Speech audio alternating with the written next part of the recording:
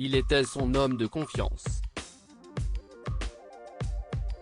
Sébastien Jondot n'était pas seulement le garde du corps de Karl Lagerfeld. Ami, confident, muse, il faisait partie de la famille de cœur du couturier disparu le 19 février 2019 à l'âge de 85 ans.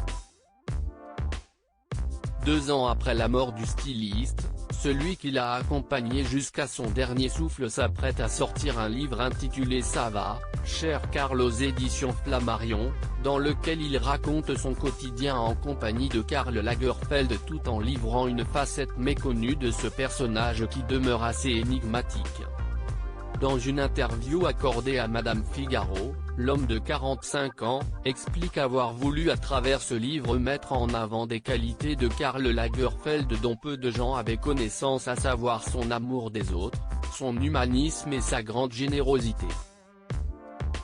Il est vrai que celui qui officiait comme directeur artistique chez Chanel dégageait plutôt une image froide, comme l'a reconnu Sébastien Jondot.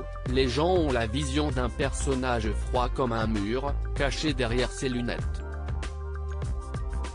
Mais il était très ouvert, et même très gentil, un terme qu'il aurait détesté que je lui accole, mais si est-il vrai. Il pouvait parler avec tout le monde, des célébrités aux gars qui nettoient les aéroports. Plus inattendu encore, l'ancien garde du corps assure que le Kaiser de son surnom, ne manquait jamais une occasion de plaisanter et qu'il était en fait très drôle dans l'intimité. En témoigne l'une des dernières phrases prononcées par Karl Lagerfeld avant de mourir: « J'étais avec François, la nounou de Choupette. Nous étions dans sa chambre d'hôpital et, tout à coup, il nous a lancé, si est-il quand même con d'avoir 3 rôles, c'est de finir dans une chambre pourrie comme ça. » S'est souvenu Sébastien Jondot avant d'ajouter: « Jusqu'au bout, il aura eu ce sens de l'humour qu'on lui connaît. » Sébastien Jondot, un destin digne des contes de fées. S'il est aujourd'hui particulièrement reconnaissant d'avoir croisé le chemin de Karl Lagerfeld, Sébastien Jondot a en effet des raisons de l'être. Rien ne le prédestinait à connaître un tel destin. Si est-il complètement par hasard que Sébastien et Karl se sont rencontrés. C'était dans les années 90, alors que Sébastien n'avait que 15 ans.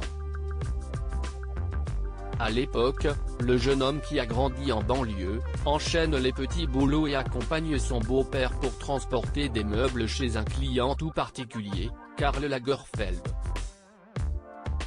Ce jour-là, la complicité est immédiate entre l'adolescent et le créateur qui l'a remercié avec un pourboire de 500 francs. Après un passage de 2 ans dans l'armée, Sébastien Jondot revient à Paris et reprend contact avec Karl Lagerfeld pour qui il commence à travailler. Si est-il le début d'une belle histoire d'amitié et de fidélité entre les deux hommes.